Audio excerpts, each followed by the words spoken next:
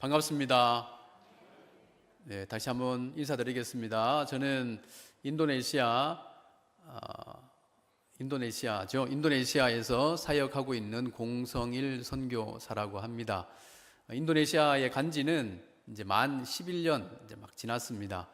얼마 안 됐습니다. 인도네시아의 선교사는 이제 한 20년 이상이 지나야 이제 조금 선교사인가 보다 이렇게 이야기를 하고, 한 30년 정도 지나야 이제 좀 선교하는가 보다 이렇게 이야기를 합니다.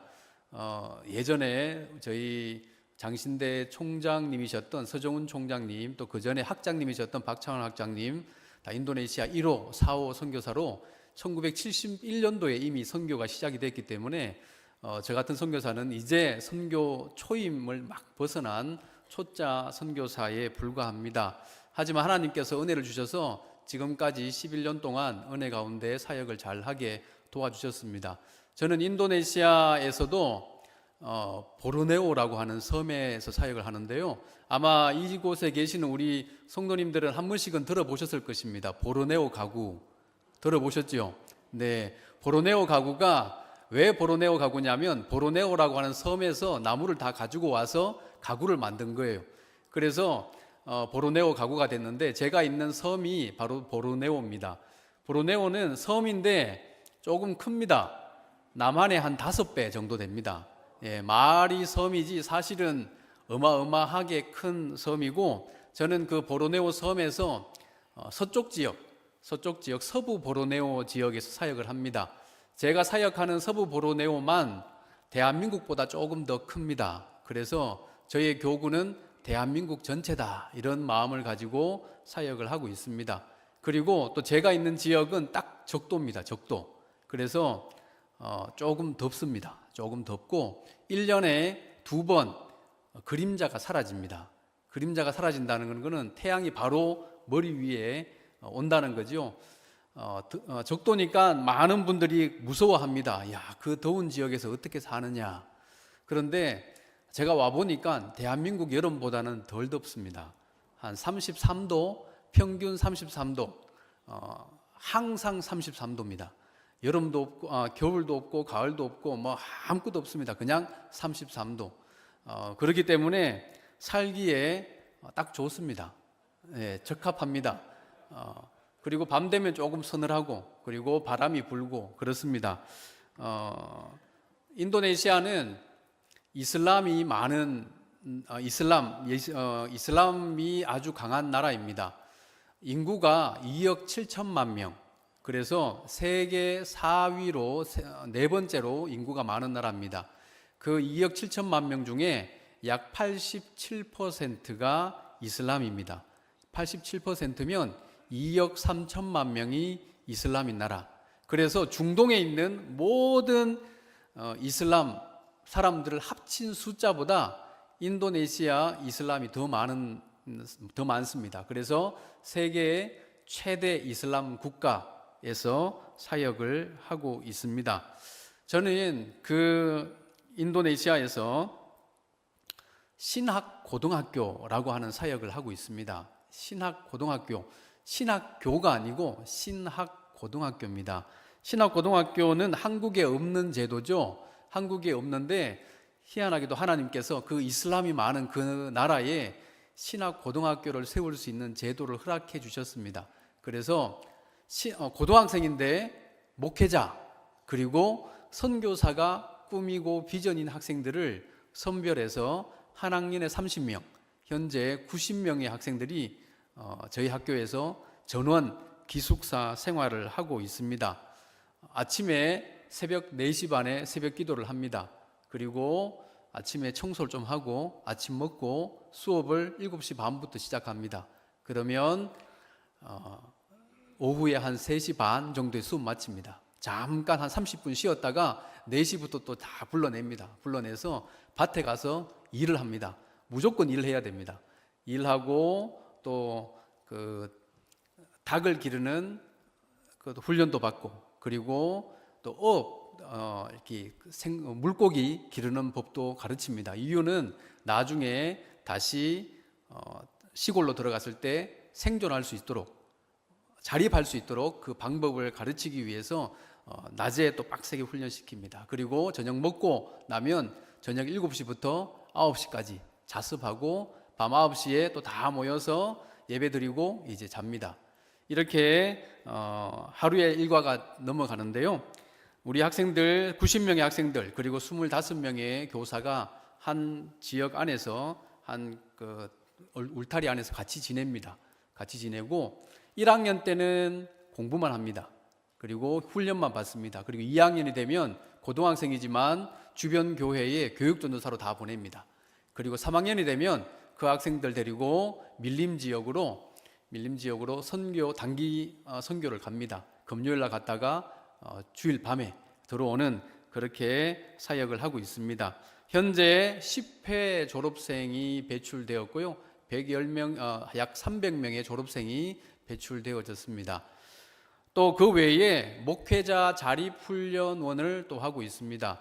아까 말씀드린 대로 나무가 많은 밀림 지역입니다. 그래서 시골에는 교회는 있는데 목회자들이 사역이 아주 힘든 어려운 상황들입니다. 그래서 목사님들이 들어갔다가 얼마 못 버티고 나옵니다. 왜냐하면 교회들이 너무나 힘들어서 목사님 사례비를 줄 수 없는 교회들이 많습니다. 그래서 그분들이 그 목사님들이 들어가서 경제적인 자립을 할 수 있도록 훈련을 시켜서 보내는 그런 사역을 하고 있습니다. 또 하나의 사역은 선교원 사역입니다. 대한민국과 같은 이 그 서부 보르네오에 21개의 선교원을 운영을 하고 있습니다. 하나는 서울, 하나는 파주, 하나는 부산, 하나는 제주도 뭐 이렇게 흩어져 있습니다. 21개의 선교원이 운영되고 있고 또 둘러보면서 그곳을 통해서 유치원 그리고 초등학교 학생들이 교육도 받고 또 복음을 듣고 또 복음을 전할 수 있는 중간 역할을 할 수 있도록 하는 선교원이 지금 운영되어지고 있습니다. 이것이 간략하게 제가 사역하고 있는 선교의 큰 틀입니다. 제가 이제 선교사로 부름을 받고 나서 많이 받는 질문이 있습니다. 어떻게 선교사로 부름을 받았습니까? 국내에서 목회하지 왜 선교사로 갔습니까? 이런 질문을 많이 받습니다. 여러분들 보시면 제 얼굴이 뭐 선교사처럼 생겼습니까? 아니면은 뭐 이렇게 좀 잘생겼습니까? 아니면 뭐 이렇게 좀 그냥 국내 목회하게 생겼습니까?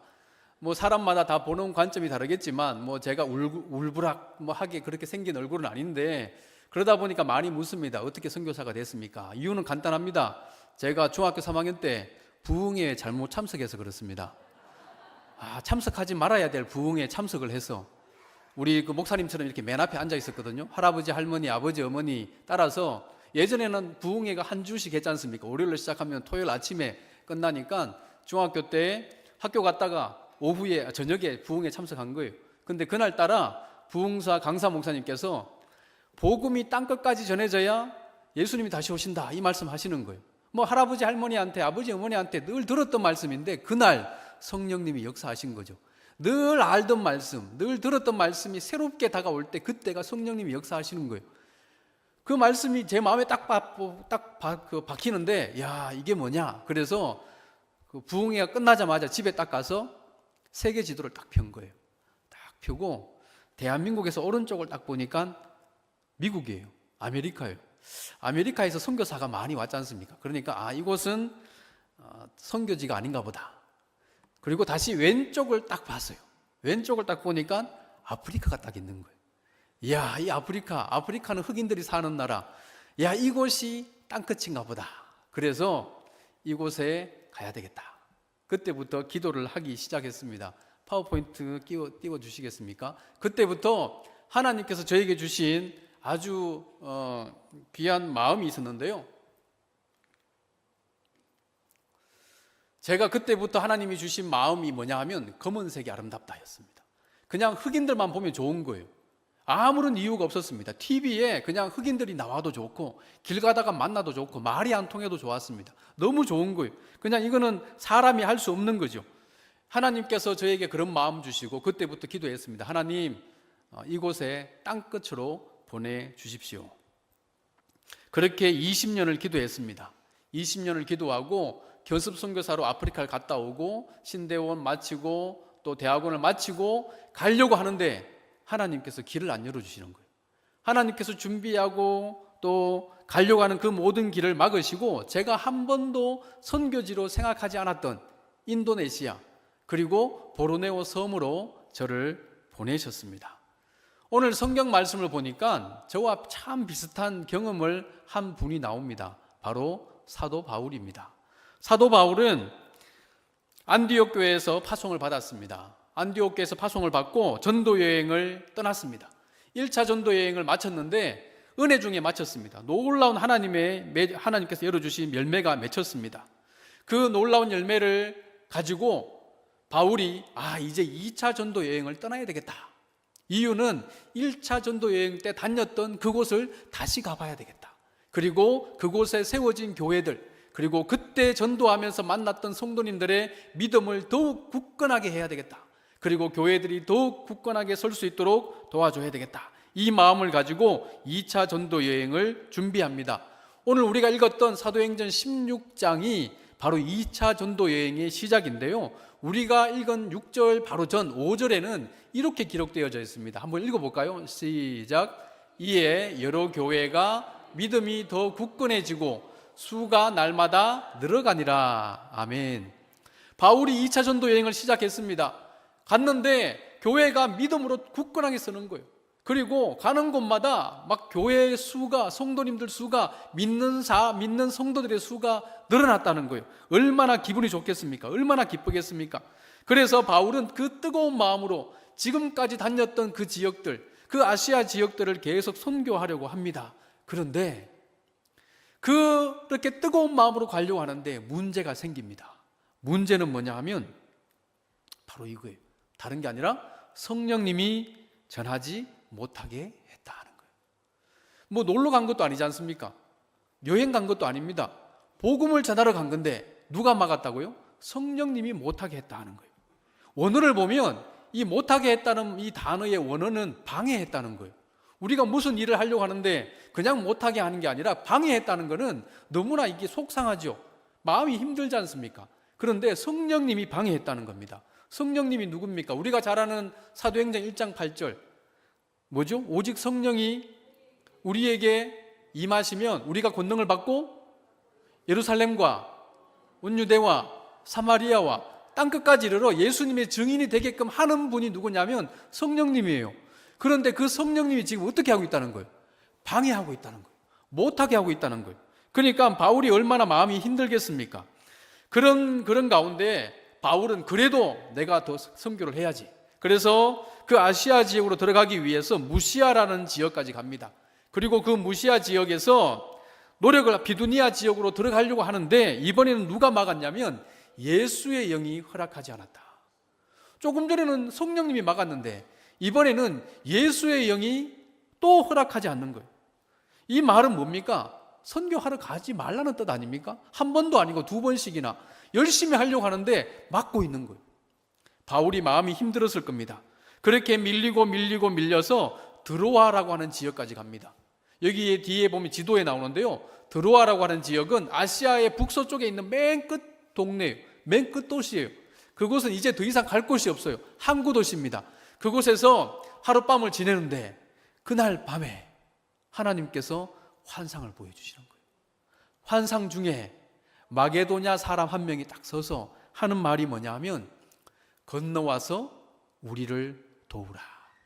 바울은 한 번도 생각하지 못했던 그 마게도냐에 있는 어떤 한 사람이 자기가 알지 못하는 그 사람이 서서 마게도냐로 건너와서 우리를 도우라 이 말을 하더라는 거예요. 다음날 아침에 이 바울이 함께 다녔던 그 팀원들을 다 불러 모았어요. 그리고 어젯밤에 꿨던 그 꿈, 그 환상을 그들과 함께 나눕니다. 그리고 팀원들과 함께 결정을 합니다. 우리가 아시아가 아닌 유럽으로 가자. 우리가 마게도냐로 가자. 결정을 합니다. 왜냐하면 바울과 그 팀원들이 그때서야 이해가 된 거예요. 하나님께서 왜 성령님이, 왜 예수의 영이 우리가 가려고 했던 그 모든 것들을 방해하고 못하게 하고 허락하지 않았는지 이해가 된 거예요. 이유는 뭐냐면 하나님의 뜻은 이곳 아시아가 아니라 우리가 건너가서 마게도냐로 가기를 원하셨던 거다라는 것을 받아들이고 가기로 결정을 합니다. 사랑하는 성도 여러분, 우리가 우리의 삶 속에서도 참 동일합니다. 우리의 삶 속에서 우리가 사역을 하고 혹은 우리가 가정에서 어떤 일을 할 때에 일이 잘 될 때가 있습니다. 그런데 어느 날 갑자기 일이 막힐 때가 있죠. 꼭 느낌이 내가 하려고 하는 모든 것들을 막 방해하고 힘들게 하는 것만 같은 그런 느낌이 들 때가 있다는 거예요. 그런데 그때가 언제냐면 하나님께서 우리에게 마게도냐의 길을 열어주시기 바로 직전이라는 겁니다. 그래서 우리는 기도해야 됩니다. 하나님께서 저에게 원하시는 마게도냐가 어디입니까? 하나님이 원하시는 그 마게도냐가 어디입니까? 저의 눈을 열어주시고 저의 귀를 열어주셔서 제가 원하는 길이 아닌 하나님이 원하시는 그 마게도냐로 갈 수 있도록 길을 열어주시고 말씀하여 주십시오. 그러면 제가 그 길로 가겠습니다. 우리의 삶 속에서 이런 기도가 있어야 할 줄 믿습니다. 저는 그 중학교 3학년 이후로 선교에 대한 마음이 아주 강하게 잡혔습니다. 제 아내가 와 있는데요, 저는 제 스스로를 빨갱이라 그랬습니다. 빨갱이가 다른 빨갱이가 아니라 예수의 복음을 전해야 된다. 그래서 빨간 그 깃발에다가 세계 복음화, 그리고 제 방에다 붙여놨습니다. 그래서 저 스스로를 예수의 복음으로 달려가는 빨갱이다, 제가 그렇게 이야기를 하고 다녔습니다. 그 이후로 제가 대학 때도 방학만 되면 아르바이트해서 돈을 모아서 선교지를 다녔습니다. 선교지를 다니다 보니까 제 나름대로 내린 결론이 있었습니다. 결론이 뭐냐 하면 적도는 나랑 안 맞다. 제가 많이 다녀봤는데 적도는 나랑 안 맞는 거예요, 저랑. 그래서 적도는 안 맞다. 그리고 학교는 저랑 안 맞다. 그래서 제가 하나님 앞에 기도했습니다. 하나님, 제가 중학교 3학년 때 이후로 선교사로 가겠다고 서원을 했는데 딱 두 가지, 학교와 적도 빼고 어디든지 보내면 제가 다 가겠습니다. 그렇게 기도했습니다. 그런데 제가 어디 있다 그랬죠? 적도에 있고, 제가 지금 하고 있는 사역이 뭐라고 했죠? 학교인 거예요. 가서 보니까 적도가 있고 가서 보니까 학교가 있더라는 거예요. 저는 하나님 앞에 기도했지 않습니까? 하나님, 적도하고 학교 빼고 보내달라고 그랬는데 하나님은 적도와 학교가 있는 곳으로 저를 보내신 거예요. 저는 그것을 피했는데 하나님 보시기에는, 야, 너는 적도가 딱 맞고 너는 학교가 딱 맞아, 너 생긴 걸 봐서는 거기가 딱 맞아, 이렇게 하시고 보내신 것 같습니다. 왜냐하면 사람의 생각과 하나님의 생각은 다르다는 거예요. 인도네시아에서 무당, 한국에도 무당이 있죠, 그죠? 무당이 있고 또 주술 세력이 있습니다. 그런데 인도네시아에서 무당, 주술 세력이 가장 강한 지역이 어디냐라고 하면 보르네오 섬을 이야기합니다. 그런데 그 보르네오 섬 중에서도 주술 세력이 가장 강한 지역이 어디냐라고 하면 서부 보르네오 지역을 이야기합니다. 그리고 그 서부 보르네오 지역에서도 가장 센 지역이 어디냐라고 하면 저희 학교 있는 지역을 이야기합니다. 제가 그걸 알았으면 안 갔죠? 모르고 한 거예요. 가서 보니까 그런 지역이었습니다.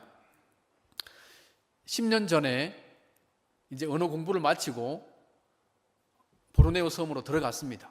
들어갔는데 들어간 지 한 달 딱 지났습니다. 한 달 딱 지났는데 어떤 여학생이 저를 찾아왔습니다. 찾아와서 하는 말이 자기가 사탄 숭배자라는 거예요. 사탄 숭배자였다는 거예요. 그 제가 그랬죠. 야, 사탄 숭배자가 왜 신학고등학교 왔냐라고 하니까 친구들하고 늘 같이 다녔는데 그 친구들하고 관계를 끊어야만 자기가 이 사탄 숭배를 더 이상 안 할 것 같다는 거예요. 그러려면 저 신학고등학교는 기숙하는 고등학교니까 저기만 가면 되겠다 싶어서 들어왔다는 거예요. 와, 근데 마음이 좀 그렇더라고요. 그러면서 하는 말이 뭐냐면 그곳에서 받은 옷이 있대요. 옷인데, 금은 옷인데 앞에 해골이 그려져 있는 옷을 받았다는 겁니다. 그래서 제가 그랬어요. 야, 그 옷을 왜 지금까지 가지고 있었냐라고 하니까 옷을 버려봤대요. 옷을 버렸는데 내일 되면 집에 옷이 와 있대요. 성도님들, 이 말을 믿을 수 있겠습니까? 제가 야, 거짓말 하지 마 그랬더니만 선교사님이 믿든지 말든지 몇 번 버려봤는데 내일 되면 또 옷이 와 있다는 거예요. 그래서 야, 그러면 그 옷을 태우자 그랬습니다. 그런데 이 아이가 무섭다는 거예요. 그러면 너 마음의 준비가 되면 가지고 와라 그랬습니다. 근데 그날 밤에 저녁에 딱 한 7시 좀 넘었습니다. 제 집에 왔어요. 와서 마음의 준비가 됐습니다 라고 하길래 알았다 하고, 그때 마침 목회자 자립 훈련 때문에 현지 목사님들이 한 50분 정도 와 있었어요. 다 불러 모았습니다. 그리고 같이 기도하고 휘발유를 뿌리고 불을 딱 붙이는데 어떤 일이 일어났을까요? 이 아이가 쓰러져요. 딱 쓰러지길래 아이를 저 집에 딱 옮기는데 딱 쓰러지는 순간에 한 20m 떨어져 있는 여학생 기숙사에서 비명소리가 들리는 거예요. 하고 비명소리가 들리는데 한 명의 소리가 아닌 거예요. 그래서 제 아내에게 큰일 났다, 기도해라 하고 문자를 보내놓고 뛰어갔습니다. 뛰어갔더니만 7명의 여학생이 눈이 돌아가 있는 거예요. 눈이 돌아가고 거품을 몰고 막 이상한 소리를 내고 7명이 다 귀신 들려 있는 거예요. 제가 뭐 어릴 때 할아버지, 할머니, 아버지, 어머니를 통해서 오늘 뭐 귀신 쫓아냈다 뭐 이런 얘기를 듣긴 들었어도 제가 직접 눈으로 본 건 처음이었습니다. 예전에 우리 아마 여기 계신 우리 장로님, 권사님, 우리 성도님들은 많은 경험이 있으셨을 텐데 뭐 저는 그런 거를 많이 경험을 못했죠. 이야기만 들었죠. 그런데 제 눈앞에 그 일이 벌어지고 있는 거예요. 거기다가 선교사가 한 명 왔으니까 이 현지인들이 어떻게 하고 있겠습니까? 다 저만 쳐다보고 있는 거예요. 온 선교사가 잘하나 못하나 쳐다보고 있는 거예요. 그런데 나사렛 예수 이름으로 명하노니 떠나갈지어다. 떠나가야 되잖아요. 떠나갔을까요? 안 떠나갔을까요? 예, 떠나갔으면 얼마나 좋았겠습니까? 안 떠나가는 걸 나사렛 예수 이름으로 명하노니 떠나갈지어다 하는데 안 떠나가요. 아니 성경에는 분명히 기록되어 있는데 왜 안 떠나가지? 7시부터 시작된 기도가 새벽 3시까지 간 거예요. 난리 쳤습니다. 떠나가면 또 옮겨가는 거예요. 떠나가면 또 옮겨가고 그렇게 새벽 3시까지 되어졌습니다. 그런데 이 사건이 그날만 되어진 것이 아니라 2달 동안 매일 밤마다 일어났습니다. 매일 밤마다 일어나는데 저녁이 어두워지면 이제 마음이 힘들어지는 거예요. 마음이 무거워지는 거예요. 오늘 밤에 또 귀신 들리나? 밤에 누워있으면 비명소리가 들려요. 그러면 여학생이 찾아옵니다. 공성교사님 또 시작입니다. 그러면 또 가는 거예요. 또 가는 거예요. 매일 밤마다 가는 거예요. 어떤 날은 그냥 차가 지나가는데 트럭이 지나가는데 트럭 소리가 끽 하면서 지나가요. 그런데 꼭 그 소리가 비명소리처럼 들리는 거예요. 그럼 자다가 또 벌떡 일어나는 거예요. 또 가보면 야, 이게 오늘 또 하나님이 어떻게 하실까? 근데 나중에는 그냥 그 신학 고등학교에 들어가는 게 너무 마음이 힘든 거예요. 오늘 또 싸워야 돼? 오늘 또 밤새 또 기도해야 돼? 기도하는 게 문제가 아니라 이 약한 영들과 싸우는 게 너무 지치고 힘든 거예요. 그런데 그러다 보니 한 마음이 너무 힘들고 그 학교에 들어가는 것이 꼭 사자굴에 들어가는 것 같은 거예요. 하나님, 제가 잘못 온 것 같습니다. 하나님, 제가 기도했지 않습니까? 제가 적도하고 학교 안 맞다 그랬지 않습니까? 하나님, 왜 이곳에 저를 보내셨습니까? 그렇게 2달이 지났습니다. 어느 날은 하나님, 제가 이제는 못 버티겠습니다. 하나님 잘못 보내셨습니다. 이곳은 제가 무슨 테마사도 아니고 저는 이런 것 하러 선교하러 온 것 아닌데 왜 이곳에 저를 보내셨습니까? 이곳은 부흥사 목사님이나 아니면은 기도원 원장님 같은 그런 분들이 오셔야지 저같이 좀 곱상하게 생긴 사람이 사역할 곳은 아닌 것 같습니다. 사역지 좀 옮겨주십시오.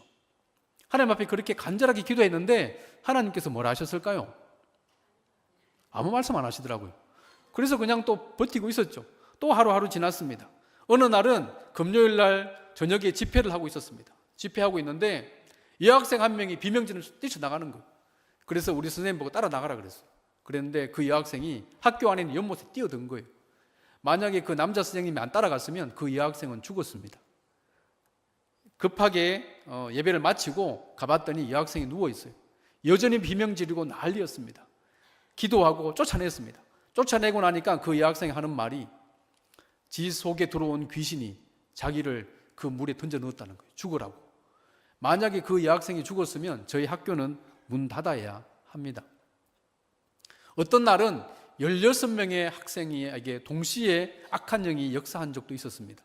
그런 현상을 보면서 너무 마음이 힘들었습니다. 제가 파송받을 때 저를 보내신 목사님께서 주님이 다시 오실 때까지 다시 돌아오지 마라 그러셨어요. 야, 이거는 한국에도 못 돌아오고 그 귀신이 득실득실 거리는 이곳에서 계속 사역해야 되나? 이런 마음이 힘들었습니다. 그래서 뭐 어떻게 할 방법은 없고 하루하루 버티고 있다가 하루하루 지나다 보니까 1년이 지났어요. 1년이 지난 그날도 악한 영들과 치열하게 싸우고 밤에 숙소에 들어오는데 너무 이게 마음이 힘든 거예요. 그날 펑펑 울면서 기도했습니다. 하나님, 이제는 못 버티겠습니다.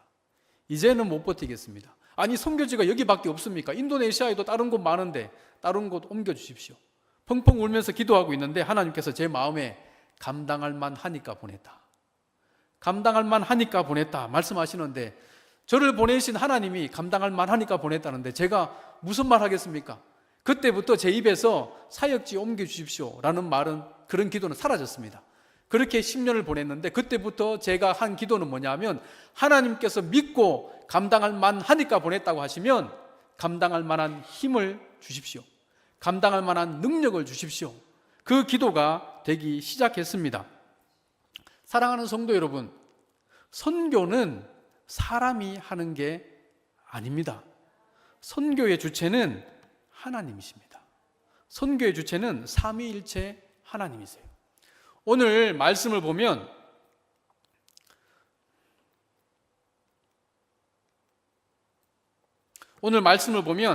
사도행전을 기록한 누가는 의도적으로 삼위일체 하나님의 이름을 다 거론하고 있어요.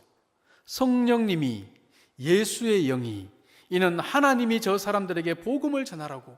그냥 성령님 한 분만 이야기해도 되는데 의도적으로 성령님, 예수님, 하나님을 다 이야기하고 있더라는 거예요. 그 이유는 뭐냐면, 선교의 길을 여시는 분도 삼위일체 하나님이시고 선교의 길을 막는 분도 삼위일체 하나님이시더라는 거예요. 그 모든 것들을 열고 막는 분은 하나님이시지 사람이 아니더라는 겁니다. 우리가 가는 길, 우리가 하는 사역, 우리가 하는 목회, 이 모든 것들을 여시는 분도 하나님이시고 또 그 길을 이끌어 가시는 분도 하나님이시고, 막는다고 하면 그 길을 막는 분도 바로 하나님이시더라는 겁니다. 사랑하는 성도 여러분, 우리가 하고 있는 삶 속에서 우리의 사역과 우리의 사업과 또 우리가 있는 모든 기도 제목과 이 모든 것들을 끌어가시는 분은 우리가 아니라 바로 하나님이십니다. 삼위일체 하나님이 바로 우리의 주인이십니다. 이 성례교회도, 성례교회의 주인은 우리가 아니라, 목사님이 아니라, 장로님이 아니라, 성도님이 아니라 바로 삼위일체 하나님이심을 믿습니다. 그래서 우리가 어떤 문제 앞에 있을 때, 어려운 문제 앞에 있을 때 우리가 바라봐야 할 분은 누구냐면 바로 삼위일체 하나님이신 거예요. 우리가 맞춰야 될 초점은 바로 오직 하나님, 오직 예수 그리스도밖에 없습니다. 아까 제가 말씀드렸지 않습니까? 나사렛 예수 이름으로 명하노니 떠나갈지어다. 안 떠나갔다 했지 않습니까? 정말 기분 나빠요.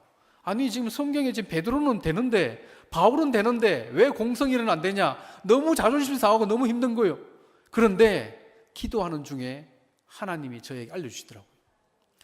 초점이 틀렸다는 거예요. 초점이 틀렸어.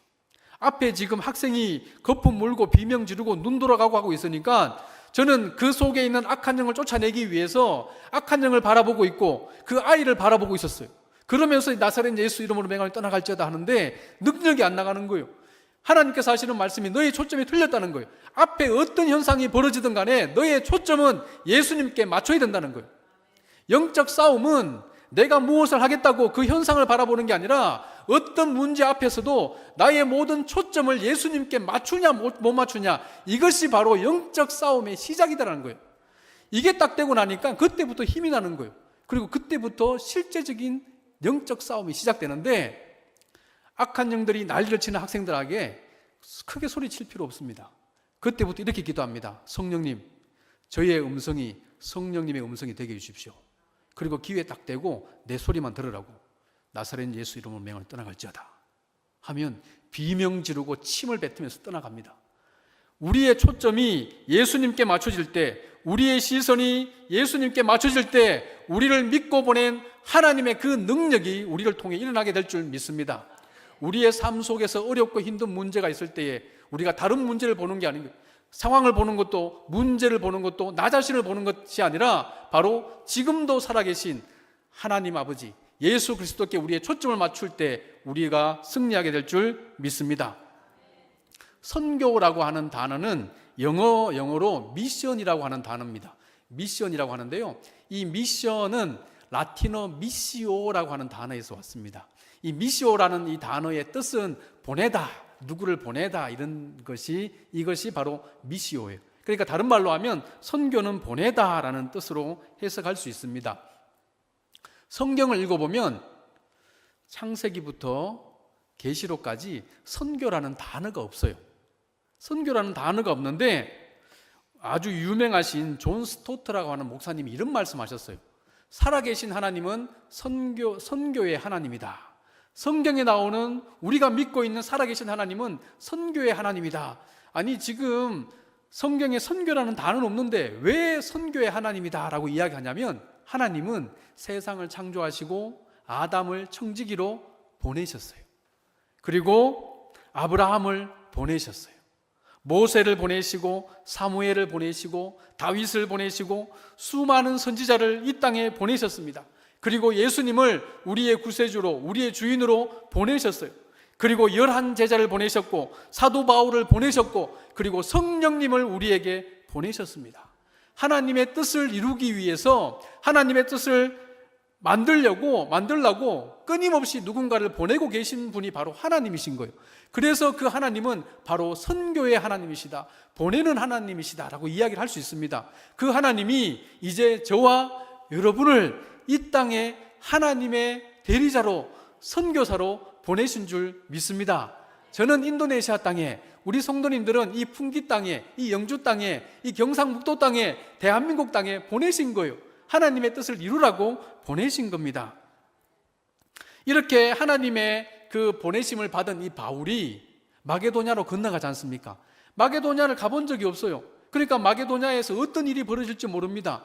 그런데 우리가 읽은 이 16장, 사도행전 16장 그 이유를 읽어보면 바울이 다녔던 그 교회들이 빌립보, 데살로니가, 고린도, 에베소, 로마, 우리 신약 성경에 나오는 신약 성경 제목에 나오는 그 도시들을 다니면서 복음을 전한 거예요. 바울이 그런 기대를 했겠습니까? 전혀 몰랐죠. 그런데 하나님의 그 명령대로 가라고 할 때 따라갔을 때에 바울이 생각하지 못했던, 우리가 생각하지 못했던 놀라운 열매들을 맺게 되었다는 겁니다. 사랑하는 성도 여러분, 선교는요 너무나 커요. 하나님이 하시는 선교는 너무나 큰 거예요. 그래서 우리 이 사람의 눈, 인간의 눈이 너무나 이게 짧고 좁기 때문에 하나님의 선교를 다 보지 못할 수가 있습니다. 하나님이 일을 하시나? 하나님이 지금도 역사하시나? 하고 계시거든요. 그런데 우리가 그걸 못 볼 뿐이에요. 왜냐하면 하나님의 선교가 너무나 큰데 그 이유는 하나님의 사랑이 너무나 크기 때문이에요. 요한복음 3장 16절 다 암송하시죠? 하나님이 세상을 이처럼 사랑하사 독생자를 주셨으니 이는 그를 믿는 자마다 멸망하지 않고 영생을 얻게 하려 하심이라. 아멘. 제가 공시지 않습니까? 만약에 제가 이시였으면 저는 제 아이를 이름을 이렇게 짓고 싶었어요. 이처럼. 왜냐하면 제가 이 요한복음 3장 16절을 읽을 때마다 너무 눈물이 나는 거예요. 너무 감격이 되는 거예요. 하나님이 세상을 사랑하시는데 어느 정도 사랑하시냐면 이처럼 사랑하신대요. 이처럼. 독생자를 주시기까지 사랑하시는데 그 이처럼이라고는 요 세 글자 안에 하나님의 그 담을 수 없는 그 큰 사랑이 다 표현되어 있는 거예요. 근데 그 하나님의 사랑이 얼마나 큽니까? 우리가 다 알 수 있습니까? 없잖아요. 그 큰 사랑으로 선교를 하고 계시기 때문에 그 하나님의 그 큰 사랑은 우리의 눈으로 볼 수가 없어요. 다 보이지 않습니다. 그래서 우리가 할 수 있는 건 뭐냐면 하나님이 하실 일을 기대하는 거예요. 야, 하나님이 이렇게 하시겠구나. 하나님께서 이렇게 큰 일을 하시겠구나라고 하는 그 기대감으로 하나님이 하실 일을 기대하며 따라가는 것이 선교사인 저희가 하는 일입니다. 지난 부활주일에 지난 4월 달에 저희 신학고등학교 학생들 전원을 훈련을 시켰습니다. 한 2달 동안. 2달 동안 훈련시켜도 뭐 잘하지는 않지만 찬양하고 율동을 훈련시켰습니다. 학생뿐만 아니라 25명의 우리 교사, 스태프들 다 불러 모아서 다 훈련시켰습니다. 2달 동안 훈련시키고 계란을 500개 삶았습니다. 그리고 부활절 주일날 오전 예배 드리고 오후에 전교생이 다 나가서 시장 삼거리에 다 둘러섰습니다. 인도네시아는 무슬림, 이슬람이 많기 때문에 공식적으로 전도가 금지되어 있는 나라입니다. 하지만 뭐 전도 금지되어 있다고 전도 안 합니까? 해야죠.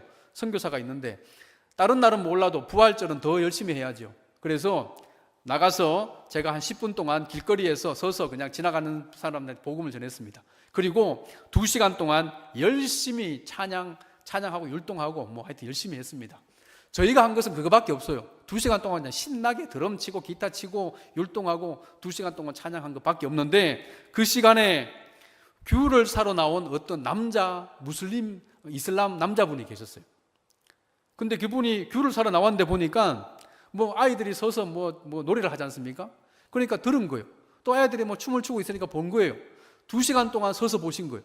그런데 2시간 이후에 이분이 우시면서 저희에게 찾아오셔서 자기가 회개하고 예수님을 믿겠다.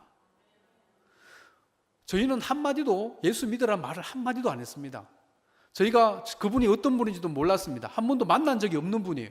그런데 그냥 찬양하고 율동한 것밖에 없지만 성령님은 그 시간에 역사하시더라는 거예요. 우리가 알지 못하는 방법으로 하나님은 역사하고 계셨습니다. 제가 처음 인도네시아 가서 선교지에 들어갔을 때는 저희 신학고등학교에 1학년 한 학년만 있었습니다.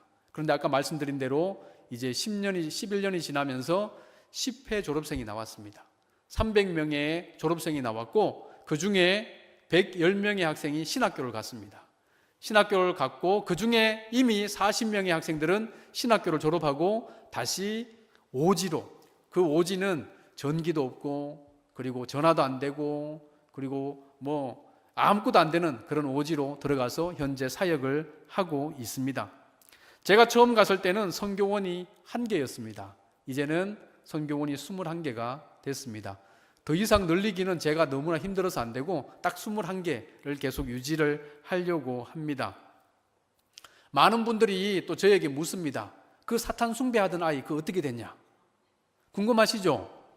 그 검은 옷 가지고 왔던 그 학생 어떻게 됐냐? 많이 묻습니다. 그 학생 졸업을 하고 신학교를 갔습니다.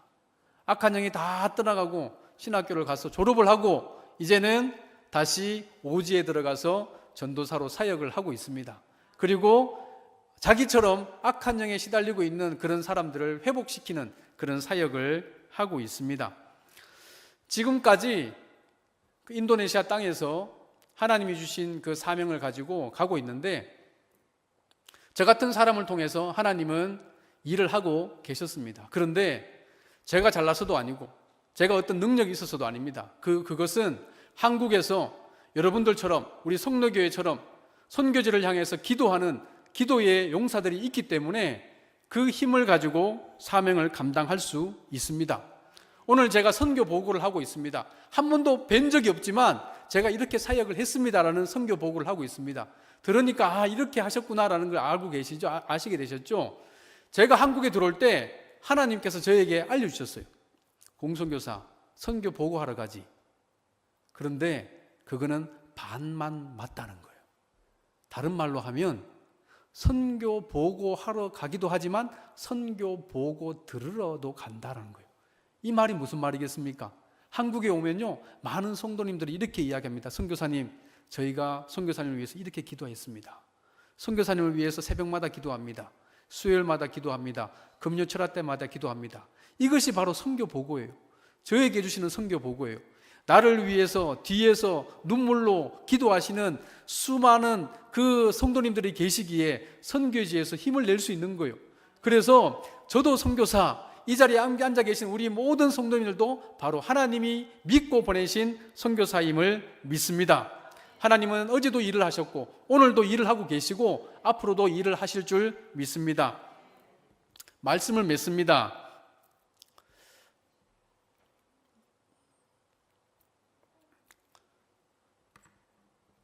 사도행전에 나오는 이 사도들의 행전은 28장으로 끝이 났습니다. 그런데 우리들의 행전은 28장으로 끝이 나면 안 되죠. 네, 뒤에 나오는 것처럼 29장, 그리고 30장, 40장, 50장 계속 가야 합니다.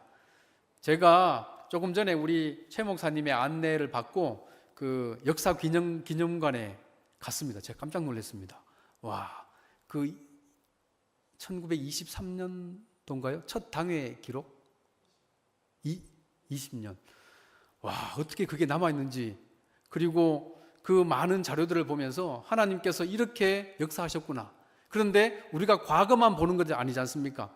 우리 목사님 말씀하셨는데 과거와 미래가 함께 공존하는 교회, 우리의 이 사역이 바울이 그리고 많은 선조들이 28장까지 사역하셨던 그 내용들을 우리가 보지 않습니까? 그것을 보고 우리는 앞으로 29장, 30장, 40장, 50장, 100장 언제까지요? 주님이 다시 오실 때까지. 주님이 다시 오실 때까지 우리는 계속 나가야 할 줄 믿습니다. 그래서 오늘 말씀을 보면 사도 바울을 통해서 이렇게 이야기합니다. 이는 하나님이 저 사람들에게, 저 많은 사람들에게 복음을 전하라고 우리를 부르신 줄로 인정함이라. 저를 한번 따라해 볼까요? 이렇게 가슴에 손을 대고 우리를 부르신 줄로, 우리를 부르신 줄로, 우리를 부르신 줄로. 예, 가끔씩 보면 저같이 착각하는 사람이 있더라고요. 저처럼. 어떻게 착각하냐면 우리 이러면 나 빼고 다른 사람, 예, 이렇게 생각할 수 있습니다. 그래서 우리를 부르신 줄로 이렇게 한번 바꿔보겠습니다. 나를 부르신 줄로, 나를 부르신 줄로. 아멘. 나를 부르셨다. 이 말은 뭐냐면 하나님께서 나를 부르시고 나를 보내셨다. 그래서 우리 모두가 이미 선교사다. 가는 선교사, 보내는 선교사로 이곳에 있다. 이 마음을 우리가 꼭 가져야 할 줄 믿습니다. 그래서 있는 이 자리에서 하나님이 주신 그 사명 감당하고 그리고 나를 믿고 보내신 그 사명대로 믿음으로 달려나가는 우리 모두가 되기를 주님의 이름으로 축원합니다. 제가 준비한 영상이 있습니다. 드린 그 내용들이 있는데 영상을 보시면 조금 더 이해가 되시리라 생각됩니다. 영상 보고 제가 마무리 기도하겠습니다.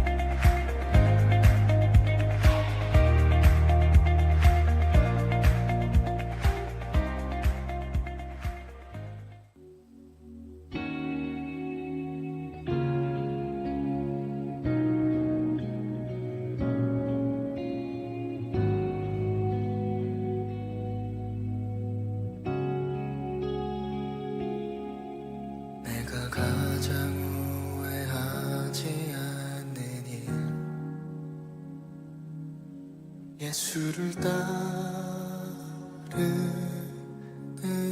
일, 내 금을 버리고 내 사랑들 뒤로 하고 나를 부르신 주님과 동행하는 일, 나의 평생에 소원하는 일, 예수를 닮아가는 일, 굳은 마음 제하시고 사랑을 가르치신 나의 예수님을 사랑하는 일,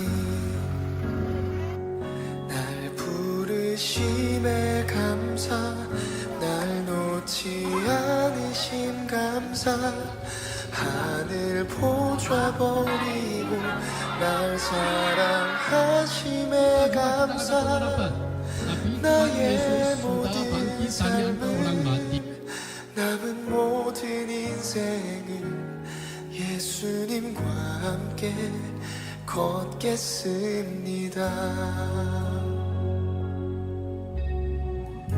내가 가장 후회하지 않는 일, 내가 가장 후회하지 않는 일, 예수를 따르는 일, 내 금을 버리고 내 사랑들 뒤로 하고 나를 부르신 주님과 동행하는 일, 나의 평생에 소원하는 일, 주를 닮아가느니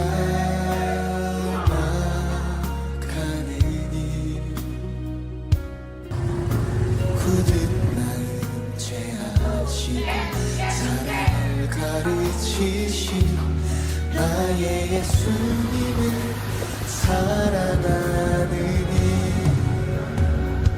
날 부르심에 감사 날 놓지 않으신 감사 하늘 보좌버리고 날 사랑하시네 감사 나의 모든 삶을 남은 모든 인생을 예수님과 함께 걷겠습니다 날 부르심에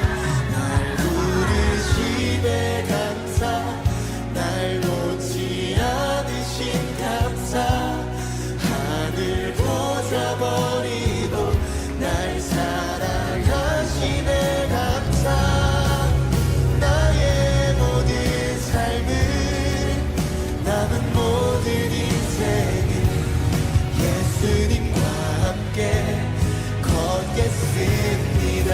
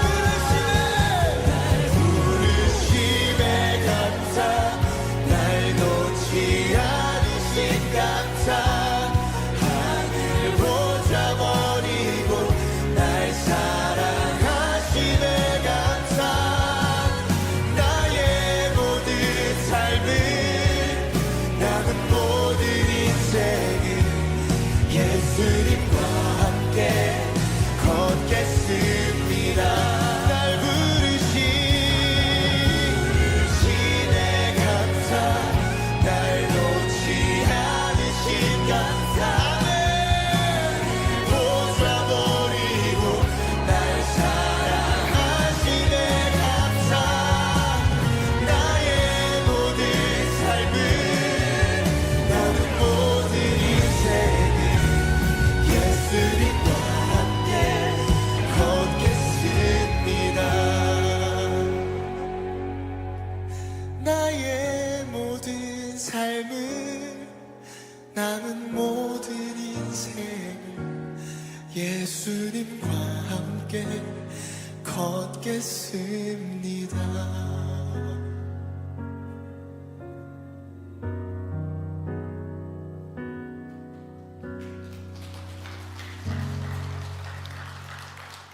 기도하겠습니다. 하나님 감사합니다.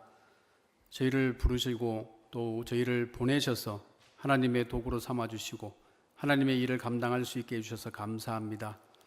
저희를 믿고 보내셨사오니 저희가 있는 그 자리에서 하나님이 주신 능력으로 하나님이 원하시는 일을 감당하게 하시되 저희의 시선이 다른 것을 바라보는 것이 아니라 오직 살아계신 하나님께 우리의 모든 것들이 맞춰질 수 있도록 역사하여 주시옵소서.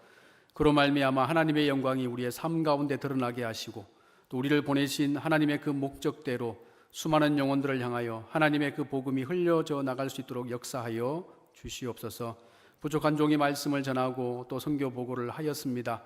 우리의 만남이 첫 만남이지만 성령 안에서 만나게 하신 그 놀라운 은혜가 우리 안에 계속 있게 하시고 또 기도로 함께 교통하며 하나님이 부르시는 그날까지 사명 잘 감당할 수 있도록 인도하여 주옵소서. 감사드리며 예수님의 이름으로 기도하옵나이다. 아멘.